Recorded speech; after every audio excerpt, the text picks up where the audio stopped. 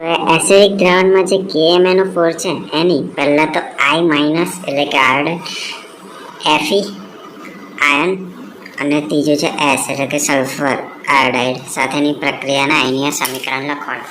તો સૌથી પહેલાં તો I વાળું લઈએ, I માઇનસ વાળું, બરાબર.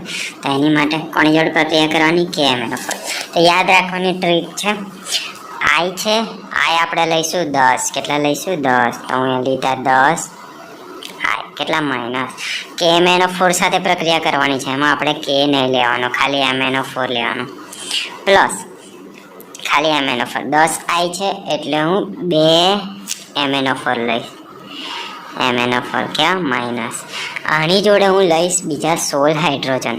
16 હાઇડ્રોજન યાદ રાખવાનું. શું પહેલાં I જોડે પ્રક્રિયા કરીશું તો 10 I લીધા મેં, 10 I લીધા, પછી MnO4 એકલું લેવાનું, પણ કેટલા? 2 MnO4 લઈએ એટલે 16 હાઇડ્રોજન લેવાના. તેની પ્રક્રિયા થશે તો શું મળશે મને?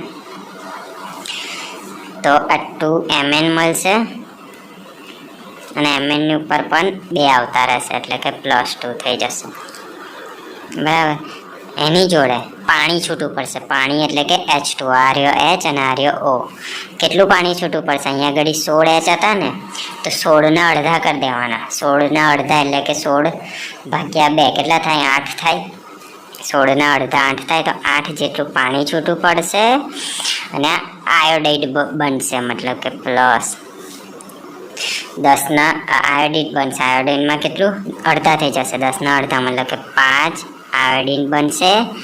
પણ અહીંયા આગળ 10 હતા એટલે અહીંયા આગળ આઈની પાછળ હું 2 લખીશ, તો 5 દુની 10 થશે. ઓકે, તો આવી રીતે યાદ રાખવાનું. તો શું કર્યું? I જે હતા મેં 10 I લીધા, 10 I લીધા એટલે મેં આજે આમાંથી MnO4 છે 2 લીધા. હવે જ્યારે પણ 2 MnO4 લઉં તો મારે શું કરવાનું? 16 હાઇડ્રોજન લેવાના, બરાબર છે. તેની પ્રક્રિયા થશે તો પહેલાં તો 2Mn છૂટું પડશે, એની ઉપર 2 આવી જશે, પછી પાણી છૂટું પડશે. કેટલું? અહીંયા 16 હાઇડ્રોજન હતા તો 16 ના અડધા કરી દેવાના એટલે કે 8 પાણી છૂટું પડશે. પછી મારે I મળશે 10 ના અડધા એટલે કે 5 I મળશે, પણ અહીંયા આગળ 10 હતા એટલે કે 5 દુ 10 થાય એટલે કે 2 લખીએ. તો નીચે લખવાનું કે જે પોટેશિયમ આયોડિન હતું, પોટેશિયમ આયોડિન એમાંથી શું આયોડિન મુક્ત થાય છે. જે પોટેશિયમ આયોડિન હતું એમાંથી ખાલી આયોડિન મુક્ત થાય છે, આટલું લખવાનું. બીજું કોની જોડે છે? Fe2+. ઓકે, આની અંદર શું કરીશું આપણે? I કેટલા લેવાના? 10, પણ હવે Fe કેટલા લેવાના? 5. તો 5 Fe2+. સેમ એની MnO4 જોડે. જ્યારે હું 10 I લઉં ને ત્યારે 2 MnO4 લીધા હતા. ઓકે, પણ અહીંયા આગળ Feમાં મેં એક જ MnO4 લઈશ. ઓકે, Iમાં મેં 2 લીધા હતા, અહીંયા આગળ હું એક જ લઈશ. હવે જ્યારે પણ ખાલી MnO4 એક જ લઈશ ત્યારે જે હાઇડ્રોજન હતા ને એ અડધા લઈ લેવાના, મતલબ કે અહીંયા આગળ 16 હતા તો અહીંયા આગળ 8 હાઇડ્રોજન હું લઈ લઈશ. પડી ખબર? જ્યારે હું 2 MnO4 લઈશ ત્યારે 16 હાઇડ્રોજન લખવાના, પણ જ્યારે એક જ હશે તો 16ની જગ્યાએ 8 હાઇડ્રોજન લખી દેવાના. આવી રીતે આપણે યાદ રાખવાનું. તો આગળ પ્રક્રિયા થશે. ઓકે, અહીંયા આગળ 2 હતા તો આપણે 2 Mn+2 લીધું, પણ આપણે અહીંયા આગળ 2 નથી એટલે ખાલી Mn+2 લઈશું. પ્લસ અહીંયા આગળ પણ પાણી તો છૂટું પડશે જ. અહીંયા આગળ 8 છૂટું પડ્યું હતું, અહીંયા આગળ કેટલું પડશે? અહીંયા આગળ 16 હતું, એના અડધા કર્યા હતા તો 8 લખ્યા હતા. એવી રીતે અહીંયા આગળ 8 હાઇડ્રોજન છે, 8ના અડધા કરીશું તો કેટલા આવશે? 4. તો 4 પાણી છૂટું પડશે. પ્લસ Fe 5 Fe છે તો 5 Fe એવા ને એવા આવશે, પણ ફરક શું થશે કે અહીંયા આગળ 2+ હતું ને એની જગ્યાએ 3+ થઈ જશે. તો આમાં શું ફરક પડ્યો કે અહીંયા Fe2+ની જગ્યાએ Fe3+ થઈ ગયું. તો લખવાનું કે Fe2+ આયનનું Fe3+માં રૂપાંતર થયું. સિમ્પલ. ઓકે, હવે ત્રીજું ફરીથી મેં સમજાવી દઈશ છેલ્લા એટલે ખબર પડે, યાદ રાખવાનું. ત્રીજું શું છે? H2-. આ પણ હું 5 જ લઈશ, 5S-2, કાં તો 2- લખી દઉં. ચાલે. I એકલા 10 લેવાના અને જે Fe અને S છે બંને 5-5 લેવાનું.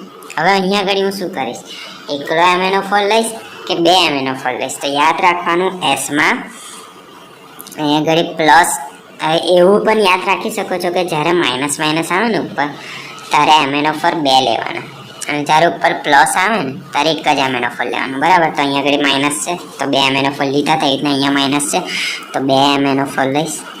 બીજું યાદ રાખવાનું કે જ્યારે 2 MnO4 લઈશું ત્યારે હાઇડ્રોજન 16 લેવાના, અને જ્યારે 1 લઈશું તો એના અડધા એટલે કે 8 લેવાના. તો અહીંયા આગળ 2 છે, 2 એટલે કેટલા હાઇડ્રોજન લેવાના? 16 હાઇડ્રોજન લેવાના, બરાબર? અહીંયા આગળ પણ 2Mn હતું તો અહીંયા આગળ પણ 2Mn છૂટું પડ્યું, તો એવી જ રીતે અહીંયા આગળ 2Mn છે તો અહીંયા આગળ પણ 2Mn 2 પ્લસ છૂટું પડશે, પ્લસ પાણી તો 3 3 માં છૂટું પડશે. કેટલું છૂટું પડશે? અહીંયા આગળ 16 હાઇડ્રોજન હતા તો એના અડધા એટલે કે 8 પાણી છૂટું પડ્યું હતું. આગળ 8 હાઇડ્રોજન હતા એટલે કે 8ના અડધા એટલે કે 4 પાણી છૂટું પડ્યું હતું. એવી જ રીતે અહીંયા આગળ 16 હાઇડ્રોજન છે એટલે કે 16ના અડધા કેટલા થાય? 8, તો 8 પાણી છૂટું પડ્યું. પ્લસ અહીંયા આગળ આપણે 5Fe લખ્યું હતું, 5Fe મળ્યું હતું.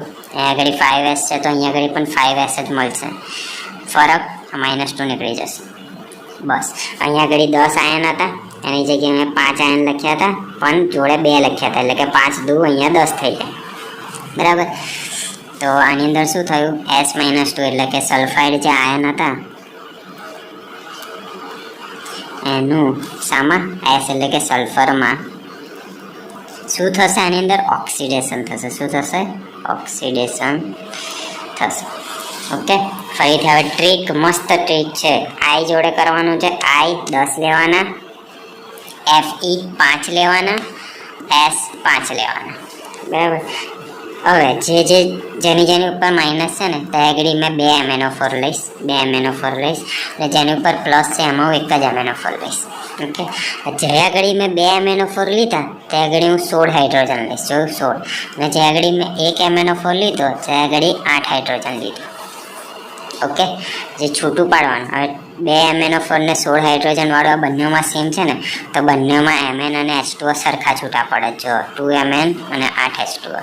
ઓકે, અને જ્યાં સિંગલ છે ને અહીંયા 8 છે ને, તો Mn+2 આગળ 2 નહીં આવતો, અને અહીંયા આગળ 8ની જગ્યાએ અડધા થઈ જશે. કેટલા? 4 હાઇડ્રોજન. ઓકે, અને પછી છેલ્લું તો કે 10 I હતા તો 5 I2 કરી દીધું, એટલે કે 5 દુની 10 થઈ જાય. અહીંયા આગળ 5 Fe એવું ને એવું, ખાલી ઉપરનો એક વધી જશે, 3 થઈ ગયું. અહીંયા આગળ 5S એવું ને એવું, ખાલી ઉપરનું નીકળી જશે, સલ્ફર બની જશે ખાલી. ઓકે, તો આવી રીતે યાદ રાખવાના છે સમીકરણ. ઓકે.